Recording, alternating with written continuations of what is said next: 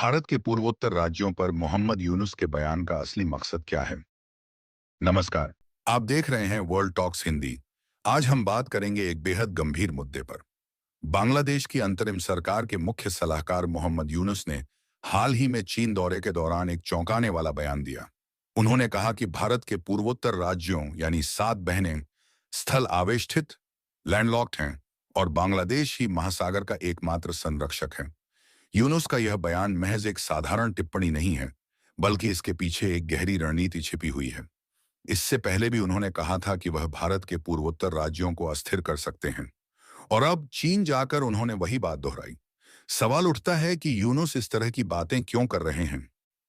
भारत के उत्तर पूर्वी राज्य भले ही समुद्र से सीधे नहीं जुड़ते हों, लेकिन भारत ने बांग्लादेश के साथ कई समझौते किए हैं ताकि व्यापार और आवाजाही सुचारू रूप से चलती रहे। लेकिन अब मोहम्मद यूनुस इस मुद्दे को उठाकर भारत पर एक प्रकार का दबाव बनाने की कोशिश कर रहे हैं। पहले जब शेख हसीना बांग्लादेश की प्रधानमंत्री थीं, तब बांग्लादेश कभी भी इस तरह की बयानबाजी नहीं करता था। भारत और बांग्लादेश के संबंध मजबूत थे। लेकिन अब अंतरिम सरकार आते ही बांग्लादेश की नीति बदल रही है।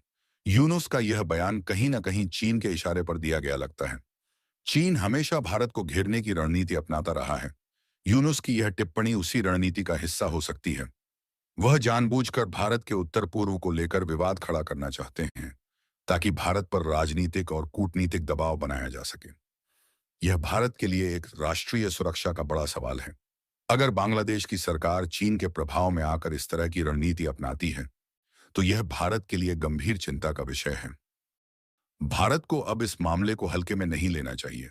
हमें यह समझना होगा कि यह सिर्फ एक बयान नहीं, बल्कि एक सोची समझी साजिश हो सकती है।